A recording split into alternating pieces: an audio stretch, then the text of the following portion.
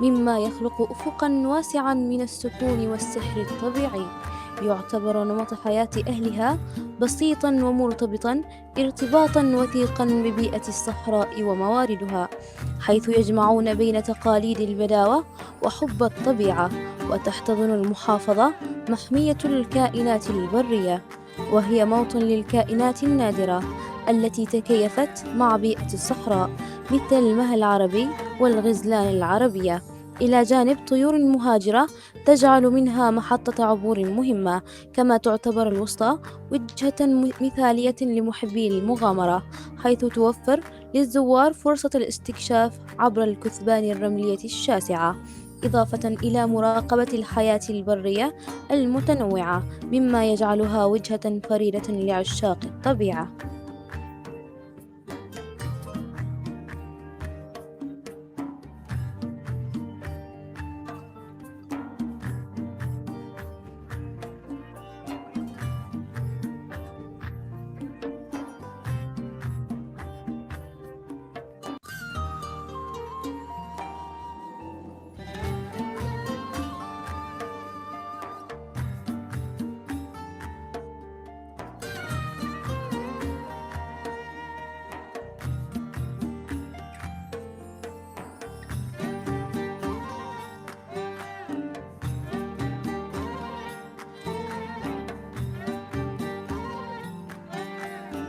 محافظة الشمال الباطنة. شمال الباطنة منطقة ساحلية على بحر عمان، مشهورة بصحار، العاصمة التاريخية لعمان، ما يضفي عليها طابعًا أسطوريًا ومكانة تاريخية مرموقة. تتميز المحافظة بأسواق تقليدية زاخرة بمنتجات محلية كالفخار والبخور والأواني النحاسية، وحقول زراعية خصبة تنتج أجود أنواع الفواكه والخضروات. كما تضم مجموعة من القرى الساحلية التي تمثل نبض الحياة البحرية لعمان، حيث يعمل أهلها في الصيد وصناعة السفن منذ مئات السنين، مما يجسد أصالة التراث العماني وروح المغامرة. محافظة جنوب الباطنة. تمزج جنوب الباطنة بين الطبيعة والتاريخ، حيث تنتشر فيها الأودية الخضراء مثل وادي بني خروس ووادي السحتن، التي تشكل مشاهد طبيعية خلابة ومصدر حياة دائمة.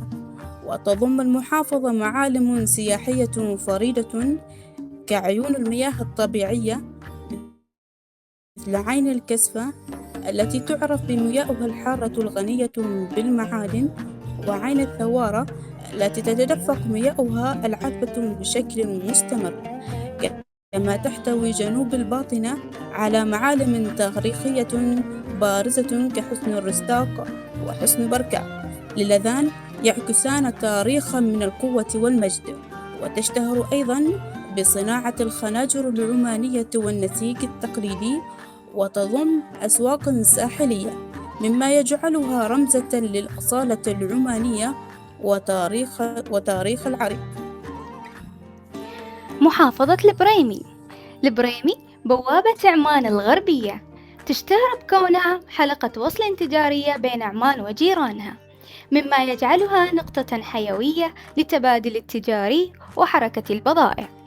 تزينها واحات النخيل الممتدة وحقول الزراعة الخصبة، مما يضفي عليها طابعًا طبيعيًا وسحرًا ريفيًا هادئًا. تضم معالم تاريخية بارزة مثل قلعتي الحلة وقلعة الخندق، اللتين ترويان قصصًا من ماضٍ عريق يعكس الأصالة. تنعم البريمي زوارها بتجربة مميزة تجمع بين تراث الصحراء وعبق التجارة، حيث يجد الزائر فيها تناغمًا بين هدوء الطبيعة ونبض الأسواق. محافظة شمال الشرقية.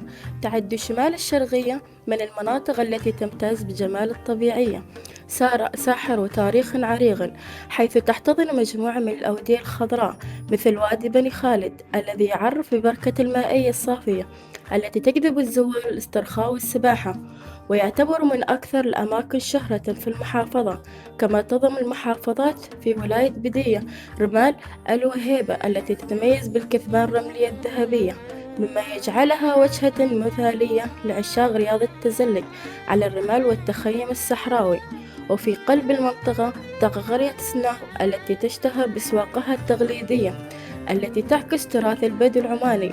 وتوفر المحافظة أيضا تجربة عينية للزوار بفضل المعالم الأثرية مثل قلعة المضيرب التي تجسد تاريخا عريقا وتضيف لمسات من الأصالة الثقافية للمنطقة.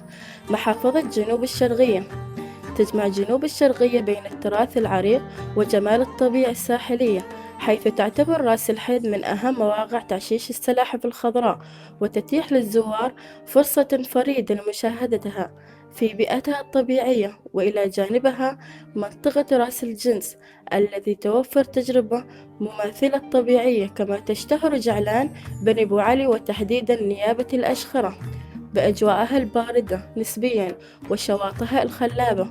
وتحتضن أيضا قلعة الحمودة ومسجد القباب الذي يتميز بالتصميم الفريد وغبائبها المتعددة التي تروي قصصا من العمارة الإسلامية العمانية. وتشتهر ولاية صورة أيضا كموطن لصناعة السفن التقليدية الداو والبوم القنجة والبدن وغيرها، حيث يمكن للزوار مشاهدتها أحوال صناعة السفن التي تجسد تاريخ الملاحة العمانية.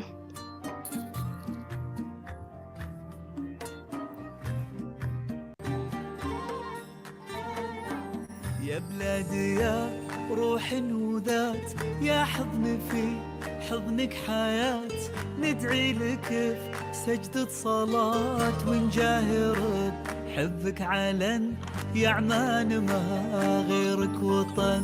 يا بلادي يا روح وذات، يا حضن في حضنك حياة، ندعي لك في سجدة صلاة ونجاهر حبك علن، يا عمان ما غيرك وطن. حبك في هالعرق انكتاب ما له تفاسير وسباب، حبك فلج فين. ما شاء الله يا أخوي، بصراحة عمان طلعت كنز. أنا والله منبهر. وش باقي الحين يا أخوي؟ عمان خذتني لبعيد.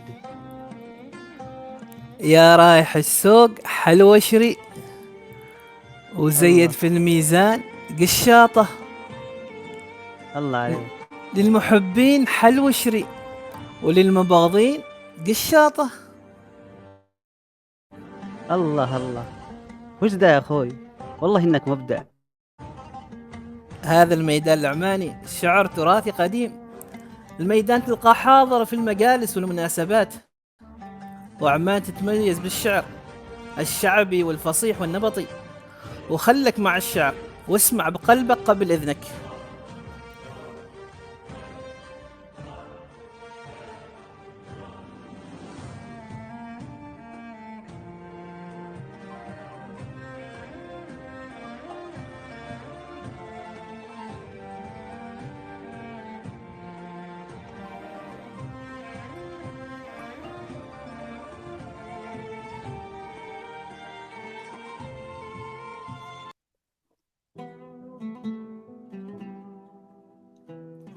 مشرقا كالنور من بين البرايا، موطني بالمجد والخير العميم.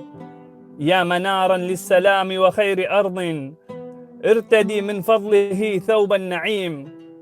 واخلدي تيها على درب المعاني، منة من خالق الكون العظيم. سيدي السلطان عش رمزا مهابا، يقتدي التاريخ من فعل الحليم. نهتدي للعز دربا باقتدار، إرثنا سقناه من خطب الحطيم. وامتثلنا للقرابة ألف عذر، لا نشق الصف وافينا الذميم. وارتدينا للنزال غليظ درع، وقعنا يوم اللقاء نار الجحيم. حلمنا يسمو وطيب الفعل فينا، وإن جهلنا الخصم مرواحه عتيم. افتخرنا بالمبادئ أي فخرا، لن تلاقي اسمنا بين الغريم. انتهلنا من علوم الدهر درسا، والمعلم قائدا فذا حكيم. من بحرنا في جنوب العز أهلا، للشوامخ في مسندم نستقيم. قد حفظناها على مر الليالي، عن غزاة جاوروا البحر الظليم. وكرمنا الخيل دهرا لم نبالي، قاسمتنا لقمة العيش الكريم. وعشقنا الإبل حتى قالوا عنها، من عمان الأصل والعقد النظيم. وجلينا السيف هندي مزرع، ورضينا ظله فينا نديم. في سقطرة يذكر أنا وثبنا، كم كسرنا في نداها من لئيم. والمآذن في أراضي الزنج قمنا، وتعالى الله أكبر في العميم. وروينا الباسقات زلال قطر، من نهار حكمة الرب العليم. ولقد أتى الدهر مدارا، واهتدى الدرب هيثمنا الزعيم. يا وطنا يغازله الأمان، على عهد يمجده الزمان، ترفرف فيه رايات اعتزاز، وتغبطه اللآلئ والجمان. ويضرب بالأصالة من جذور، أبى حولا عن الجذر المكان. ويسري في العروق هوى عميق، ويلهج فيه في الحب اللسان. سلاطين الحضارة قد تفانوا، ليبقى شأنه علما يصان. ترابه عندنا ذهب عزيز، وفي الشريان مسراه يبان. فريد في سما الأوطان سام، تعالى عاليا منه العنان. أحب من البلاد هوى بلادي، ويسعفني بما أهوى البيان. فهذا موطن رفع اللواء، بمجد لا يدانيه اقتران. بلاد العز من عهد الجدود، ألا حقا فديت يا عمان. ألا حقا فديت يا عمان.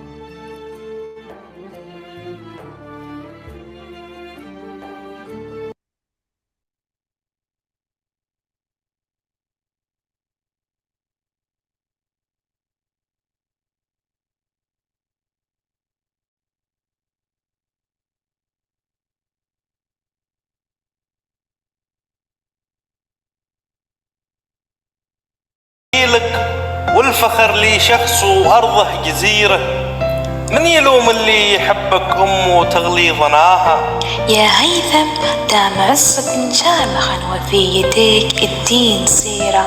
يا عمان ما رضينا غير أرضك، نسكن ونعشق ثراها. قابوس أسس شعب ودستور، وأمه ترتوي من فيض خيره. لا عدمنا من حكمنا السلطان هيثم، ولا نسينا قابوس اللي بناها. من شمالك لجنوبك اللي شبر فيه غيره، حاسدك ربي يعينه، ما درى إنه ما نساها.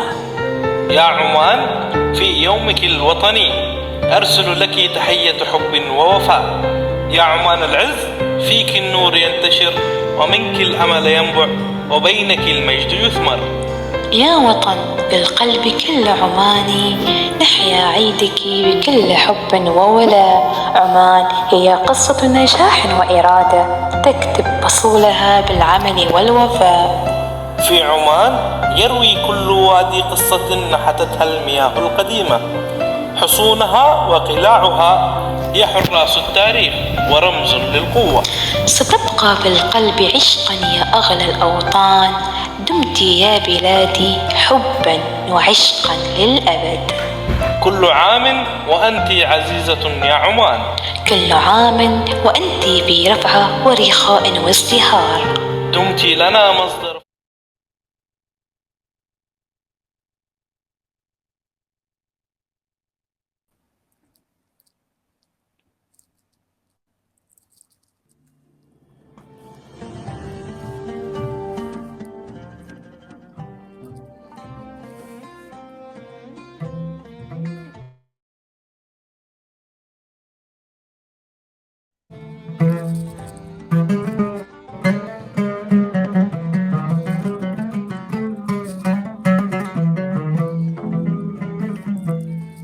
الله.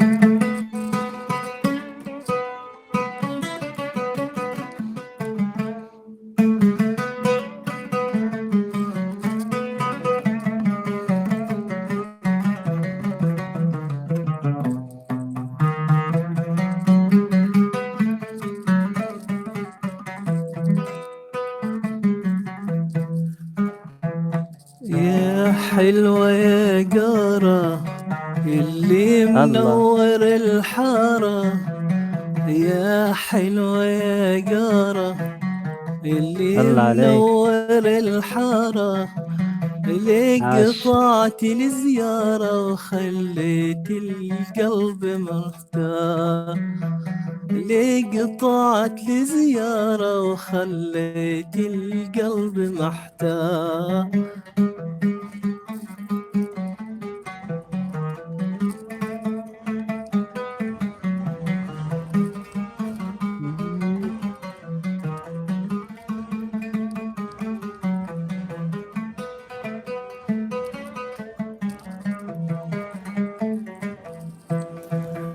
قولي لي وش بقى منه أو حد شاغلك عنه، قولي لي وش بدا منه أو حد شاغلك عنه، وليتنا ما تعارفنا وصار الذي صار، وليتنا ما تعارفنا وصار الذي صار. الله الله الله عليك يا أخوي، وش ذا الصوت؟ من جدك إنك تغني بعد؟ قسم بالله إنك مبدع يا أخوي. شكرا يا حبيبي، شكرا. انت سمعت صوتي، وفي عمان كثير اصوات جميلة، حتى قبل فترة كان في مسابقة غنائية، والحين بنعلن نتائجها. دامك تحب الفنون، وش رايك تحضر معي العرض؟ أكيد يا حبيبي، أمان عليك تاخذني. يلا عاش معي.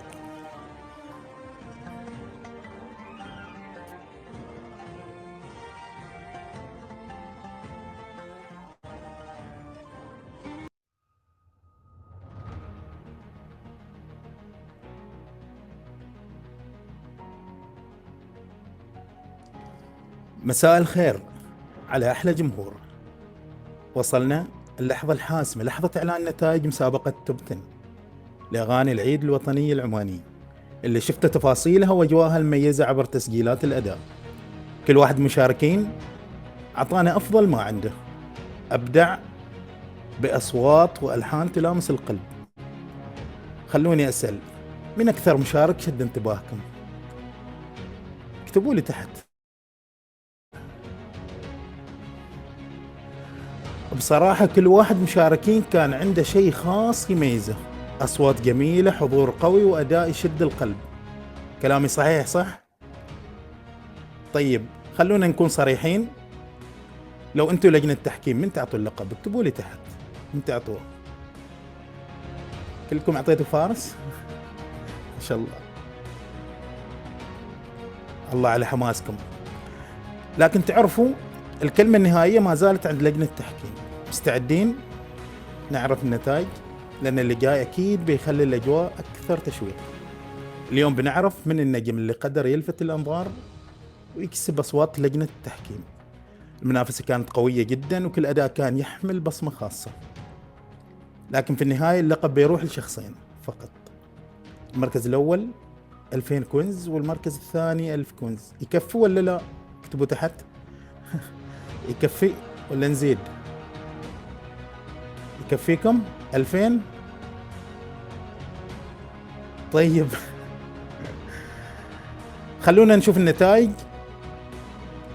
والكل ياخذ نفس عميق.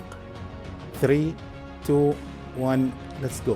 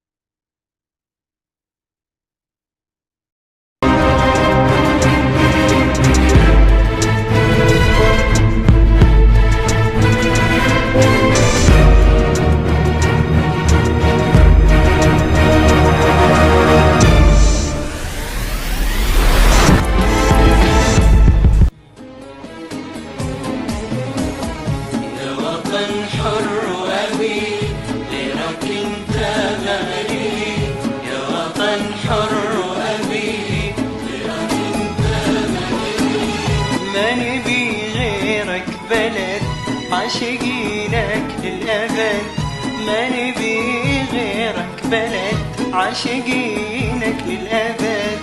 يا هوا فينا نبي، يا هوا فينا نبي. يا سيدي للأبد عهد لك انكتب، يا من تحب أرضك حبا بلا تعب.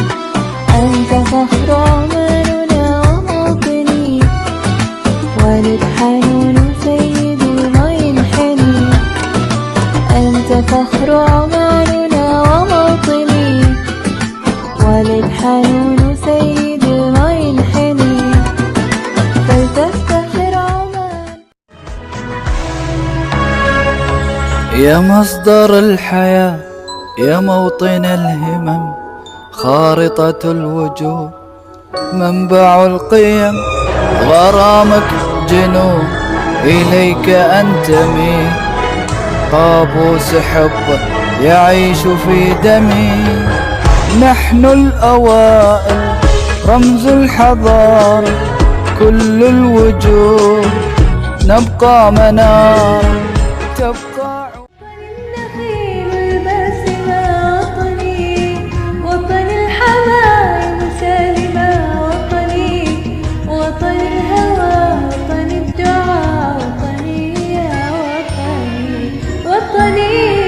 خضراء حمراء الوفا وطني، بيضاء كفك من صفا وطني. فصلاتنا لعماننا وهناء يا وطني، عمان يا. بادي بدا خطايا في القالة والغاية، عزمت مشاية واني عمان ذراعي. داوي نعيتيني يا مقلتي لعيني، لقسمي واثنيني وروحي ذي كل حين وانعاشق بلادي. مشي عنه ودني هوبه وامان العشق، يا شطفتي فؤادي حبك حبالي تشدني هوبه.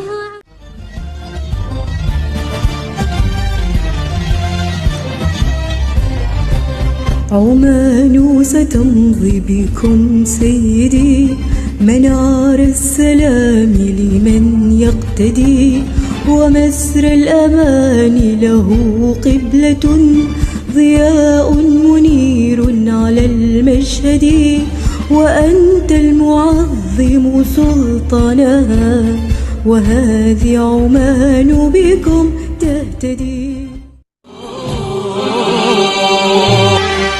يا وطن شمس، يا ضياء الحاضر ونور البارحة والأمس. يا ضياء الحاضر ونور البارحة والأمس. يا وطن شمس، يا ضياء الحاضر ونور البارحة والأمس. يا ضياء الحاضر. يا بلادي يا روحا وذا، يا حضن في حضنك حياة. ندعي لك بسجدة صلاة، ونجاهر بحبك علن. يا عمان ما غيرك وطن، حبك فيها العرق انكتب. ملا تفاسير وسباب، حبك فلج فينا انسكب. قديم من عمر الزمن يا عمان.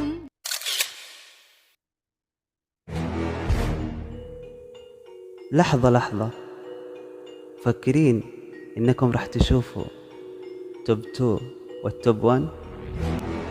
لا، أنا هنا، شوفوني. أول شيء قبل نختم، حبيت أقول لكم قصة قصيرة، قصة من قصص حياتي. يمكن تستفيدوا منها، يمكن ما تستفيدوا منها، بس المهم إني أقول. اللي يحب يسمع يكتب في التكست.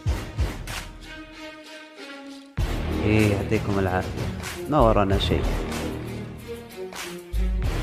أمزح طبعا. شكرا لكل المشاركين في المسابقة، يعطيكم العافية.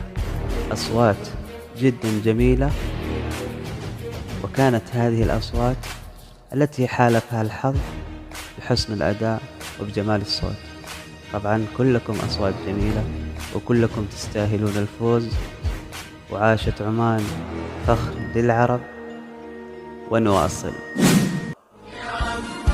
لنا يا عمان الندى راية أشارت لها بالبنان الأمم، تفوح شذا عاطرا كلما تخالط ريحانها بالنسم، فما تلك يا أمتي رقعة رسمنا طلاها. رأيت جمالك، سكنت هواءك، شربت حنانك، وأنت لي الأمان، أنت لي الأمان. بلا عين أرى سلامك أنهرا، وجدتك داخلي، رأيتك يا عمان، رأيتك يا عمان. وطني وطني النخيل الباسمة، وطني وطني الحمائم سالمة، وطني وطني الهوى، وطني الدعاء، وطني يا وطني، وطني خضراء حمراء الوفا، وطني بيضاء كفك من صفا، وطني بصماتنا لعماننا، عمان يا وطني، عمان يا وطني.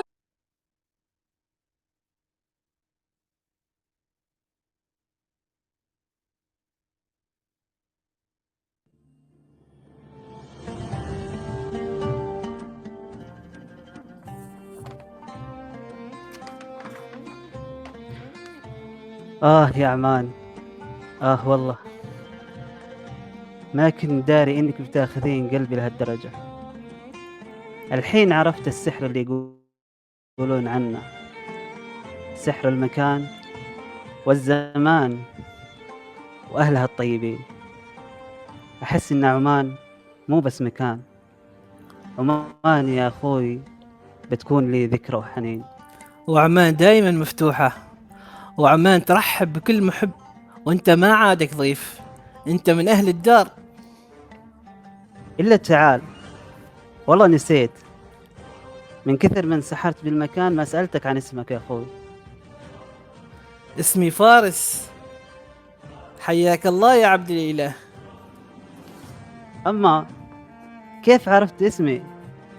بسيطة يا عبد الإله، بطاقتك معلقة على صدرك ومكتوب عليها اسمك بالكامل.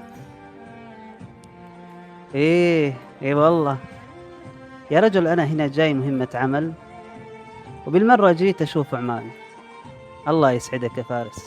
ويسعدك يا حبيبي.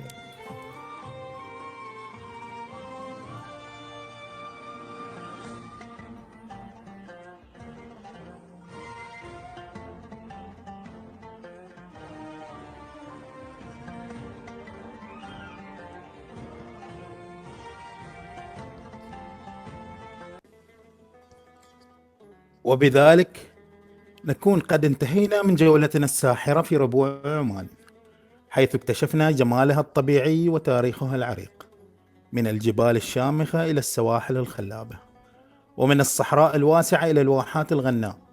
تبقى عمان دائما فخرا لأبنائها وملهمة لكل من يطأ أرضها.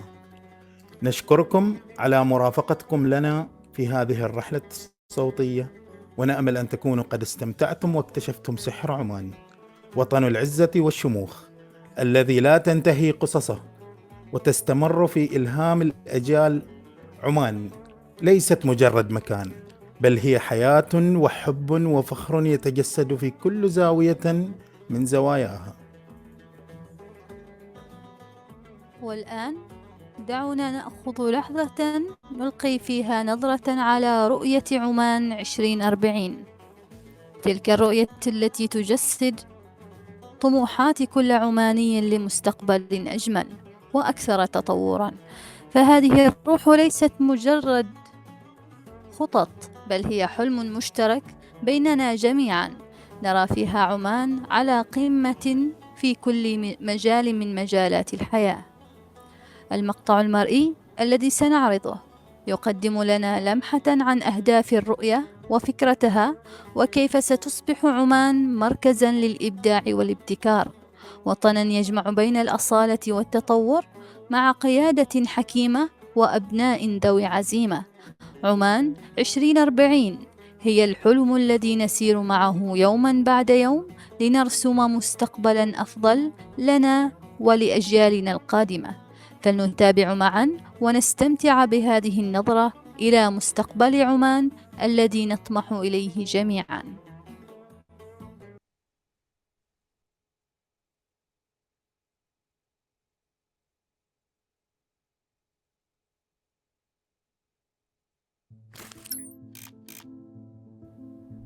منذ انطلاقها في 2021 تستمر رحلة تحقيق رؤية عمان 2040 بجهود أبناء الوطن ومؤسساته، متطلعين جميعا لبلوغ الأهداف وتحقيق الطموحات.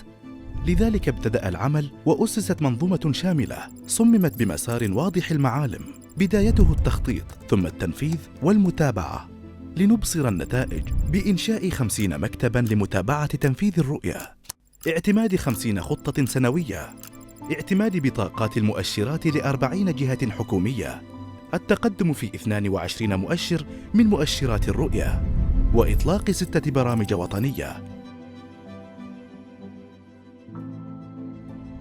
كما بذلت العديد من الجهود لتحقيق الأولويات الوطنية، نستعرض لكم أبرزها: الجهود المبذولة في أولوية التعليم والتعلم والبحث العلمي والقدرات الوطنية، الجهود المبذولة في أولوية الصحة، الجهود المبذولة في أولوية المواطنة والهوية والتراث والثقافة الوطنية، الجهود المبذولة في أولوية الرفاه والحماية الاجتماعية، الجهود المبذولة في أولوية القيادة والإدارة الاقتصادية، الجهود المبذولة في أولوية التنويع الاقتصادي والاستدامة المالية، الجهود المبذولة في أولوية سوق العمل والتشغيل، الجهود المبذولة في أولوية القطاع الخاص والاستثمار والتعاون الدولي، الجهود المبذولة في أولوية تنمية المحافظات والمدن المستدامة، الجهود المبذولة في أولوية البيئة والموارد الطبيعية، الجهود المبذولة في أولوية التشريع والقضاء والرقابة، الجهود المبذولة في أولوية حوكمة الجهاز الإداري للدولة والموارد والمشاريع. أما عما يخص التوجهات المستقبلية، فقد حددت مجموعة من مواطن التركيز لكل أولوية ليتم العمل عليها في المرحلة المقبلة، لتكمل الرؤية مسارها بجهود الجميع، تقودنا الطموحات لأن نشهد مجتمعاً إنسانه مبدع، واقتصاداً بنيته تنافسية، وبيئة عناصرها مستدامة في ظل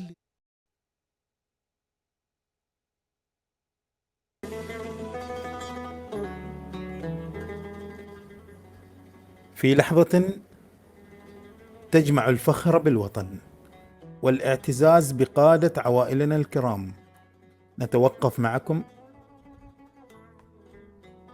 لنشاهد معا مقطعا مرئي يجسد روح الوطن ويحمل في طياته تهنئة خالصة من القلب لقادتنا الأفاضل بمناسبة اليوم الوطني العماني 54. هذا المقطع المرئي يحمل رسالة شكر وتقدير لدورهم العظيم في حفظ التراث وترسيخ قيم الوحدة والتعاون، ويبرز مكانتهم كشركاء في بناء المستقبل المشرق لعماننا الحبيبة. دعونا نستمتع معا بهذه اللحظة التي تجمعنا على محبة عمان، ونشهد فيها مشاهد تشعل في قلوبنا الفخر والولاء لهذا الوطن العظيم.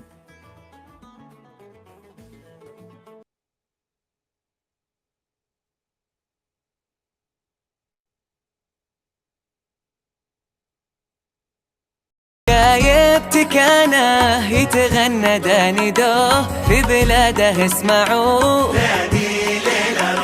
عاشق عمانه عشت لا ما تحصلوه مثل لا ما تصادفوه.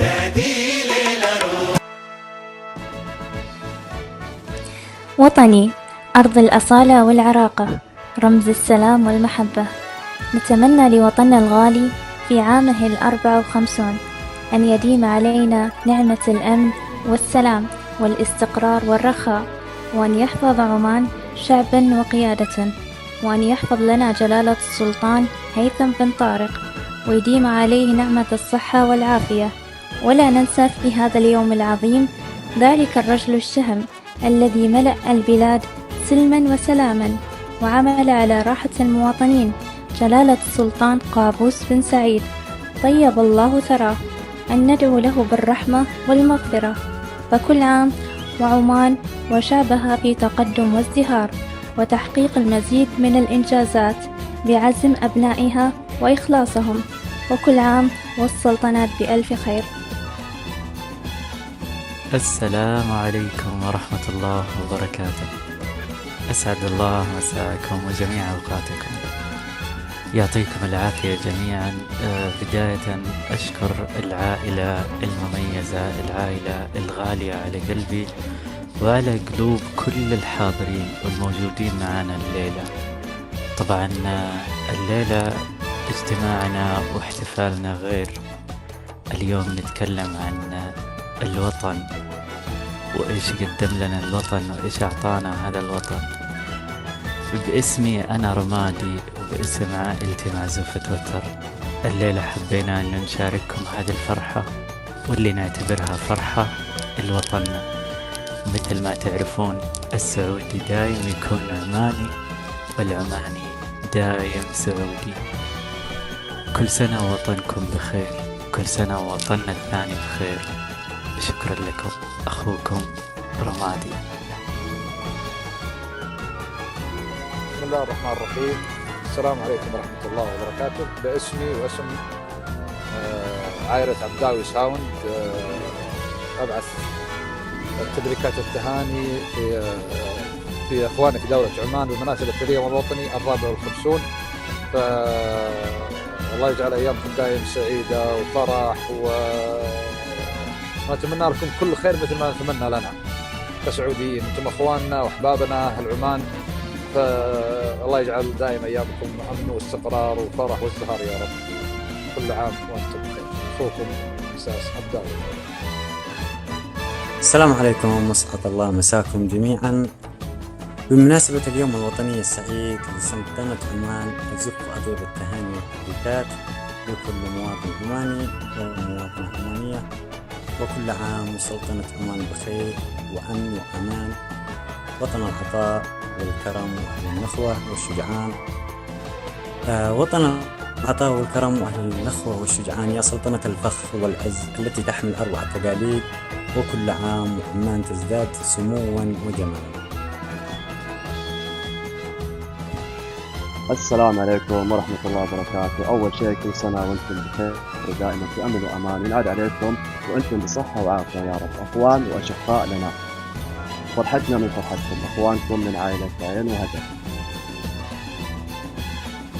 السلام عليكم ورحمة الله وبركاته. باسمي وباسم عائلتي نبارك للشعب العماني الشقيق، ونسأل الله العلي العظيم والقدير أن يمن على سلطنة عمان وشعبها في عيدها الوطني بالخير والمسرات، وأن يمنها بالأمن والأمان، وأن يمن عليها من فضله فهو الرحمن الرحيم. السلام عليكم ورحمة الله وبركاته. مساء الخير جميعا. باسمي وباسم عائلة بلو أحب مناسبة اليوم الوطني العماني أحب أبارك للشعب العماني الحبيب، أتمنى لكم دائم الأمن والرخاء والتقدم. فرحتنا معكم كبيرة بهالمناسبة، فخورين كل الإنجازات حققتوها. كل عام وعمان وأهلها بألف خير وعز. أخوكم دريمة. بسم الله الرحمن الرحيم، والصلاة والسلام على رسول الله. يسعدنا أن نقدم بأسماء التهاني والتبريكات للشعب العماني بمناسبة اليوم الوطني المجيد أدام الله عليكم الأمن والأمان في بلادكم، وأسأل الله أن يديم على سلطنة عمان والأمة الإسلامية الخير والأمان، وكل عام وأنتم بخير. أخواني وأخواتي العمانيين، أخوكم من عائلة تذكار أبو نعيم.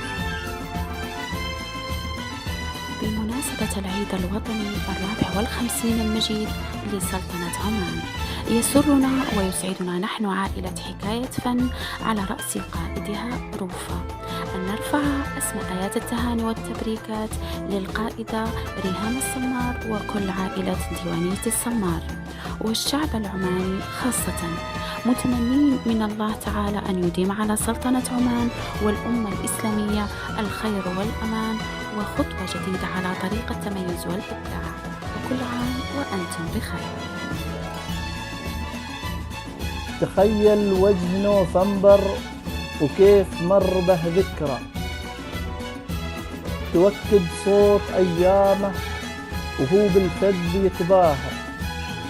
عظيم الفقد يا عالم، عظيم الفقد يا عالم، وبعيون الفخر يقرأ. كبير الحزن بعيون الوطن الذاهب، كبير الحزن بعيون الوطن الذاهب. تحية حب، تحية احترام، تحية فخر لكل عماني بهذه المناسبة السعيدة، وتحية خاصة لعائلة السمار للجهود الواضحة وتواضعهم الكريم، وأتمنى لهم التقدم في خطاهم العلمي والعملي. ونيابة عن إخواني وأخواتي في عائلة توربو، أقدم هذه التهنئة في المقام الأول لحضرة صاحب الجلالة السلطان هيثم بن طارق حفظه الله ورعاه، سائلين الله العلي القدير أن يديم على جلالته الصحة والعافية.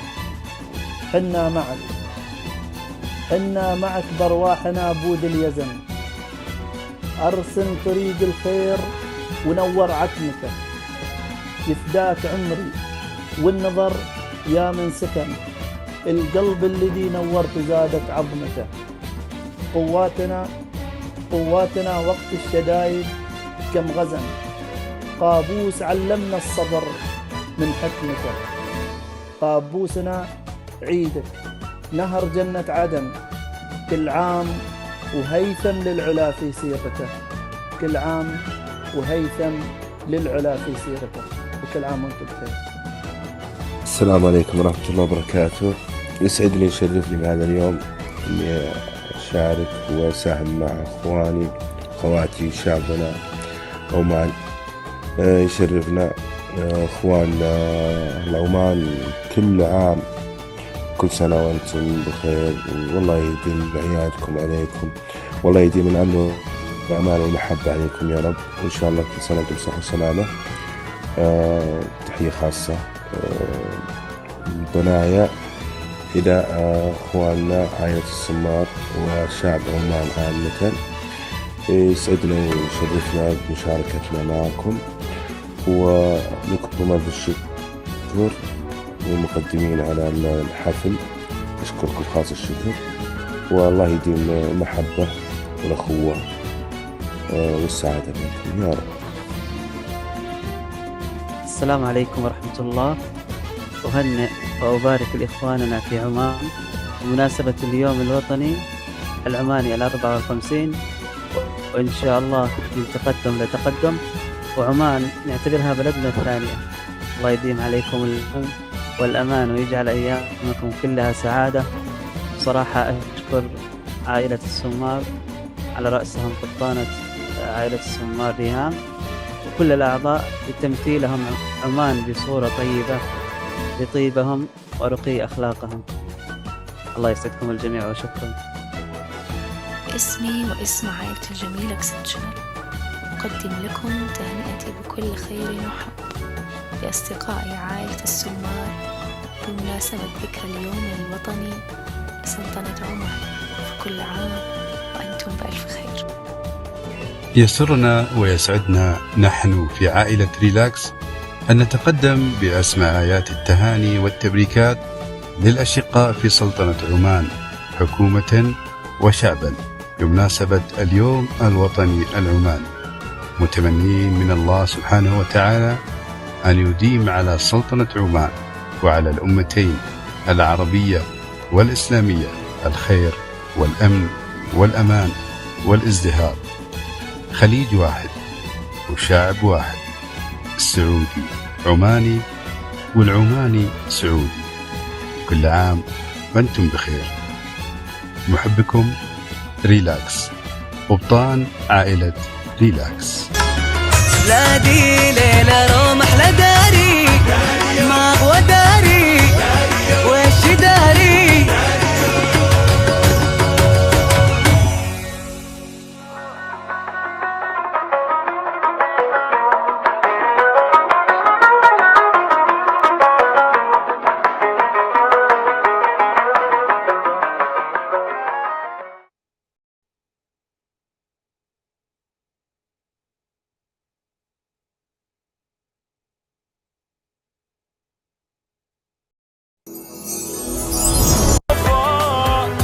عمان تبقى رمز العطاء.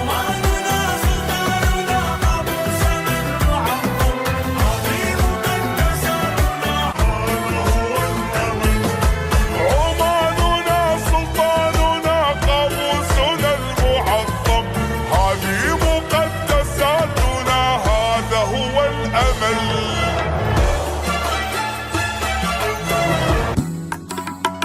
شايبتك أنا يتغنى داندوه في بلاده اسمعوه. عاشق عمانه عشت لا ما تحصلوه، مثل لا ما تصادفوه. شايبتك أنا يتغنى داندوه في بلاده اسمعوه. عاشق عمانه عشت لا ما تحصلوه، مثل لا ما تصادفوه.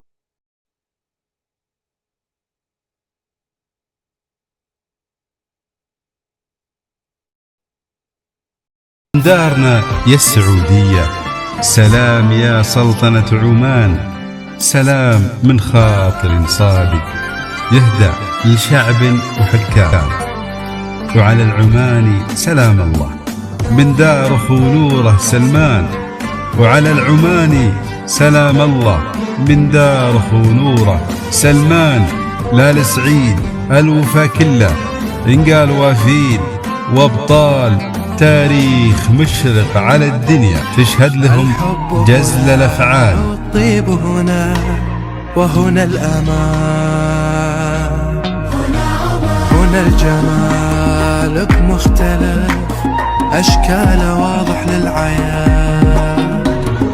هنا عمان الحسن بان، هنا عمان في كل مكان. هنا عمان مو حال يكررها الزمان. سلطانهم شامخ ومقدر، هيثم وعند العرب غالي. سلطانهم شامخ ومقدر، هيثم وعند العرب غالي. له سيرة عطرة، له سيرة بالوفا عطرة، والمدح له طول الأزمان. الله يطول لنا بعمره، والخير والجود لعمان. من دافع القدر في صدري أهديتكم جزل الأبيات. وعلى العماني سلام الله باسم الديار السعودية. سلام من دار هيثم للمقام الحصين، دار الكرم دار سلمان العزوم الكبار. سلام يا قبلة الإسلام مهد الأمين، لك شامخات المعزة في عمان الفخار. لك شامخات الغراء الراسخ وقدر مكين، في قلب شعب يكن لشعبك اسماء وقار. كانت من قديم اجدادنا من سنين، ميثاق من عهد صانه نعم جار ودار.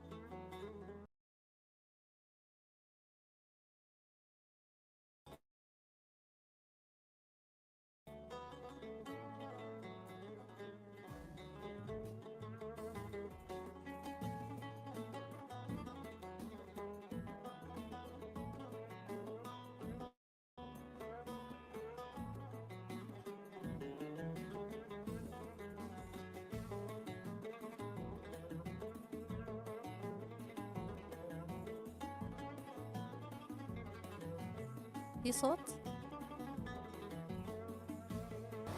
أيوة الحين فيه.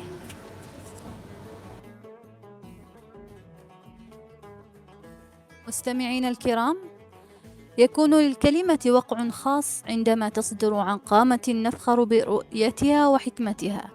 وفي هذه الأمسية المتميزة نتشرف بإتاحة الفرصة لراعي حفلنا الكريم الأستاذ فارس مدير دائرة الأنشطة الشبابية بوزارة الثقافة والرياضة والشباب، الذي لا تزال بصماته ماثلة في كل مجال يسعى إلى تطويره وإثرائه. كثيرون يلقون كلمات، ولكن القليل ممن تحدث كلماتهم أثرا في النفوس لحكمتها وصدقها. واليوم ننتظر جميعا كلمة راعي هذا الحدث لنستمد منها الإلهام والدعم لمسيرتنا، فلنصغي بكل شغف وتقدير لكلماته الكريمة التي نستشعر فيها نبض الرؤية وحرص القيادة على الارتقاء بهذا الوطن الغالي. فليتفضل مشكورا.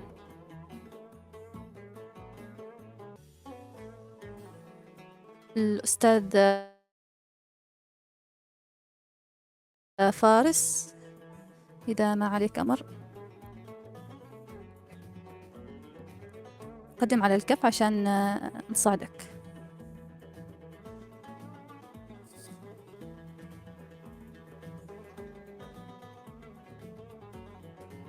السلام عليكم، الصوت واضح؟ وعليكم السلام، أيوة واضح، تفضل. السلام عليكم ورحمة الله وبركاته. مساء الخير، مساء الوطن، مساء الانتماء، مساء أيضا